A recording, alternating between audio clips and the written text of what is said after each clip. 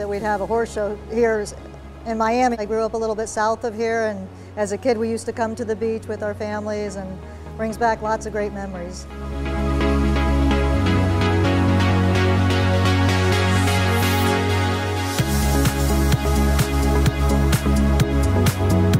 I've lived here for like 6 years now.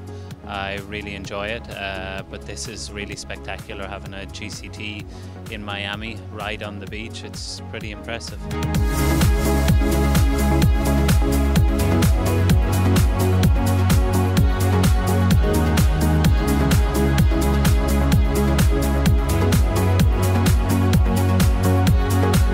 Well, you know, when you take part of a competition, you want to be as good as possible and you want to try to win it.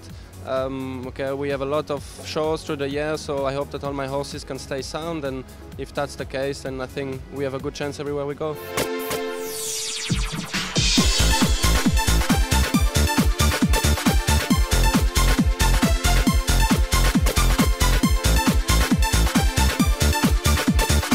I hope that my beginning is going to be as well in my end on Saturday, so that's what we're hoping.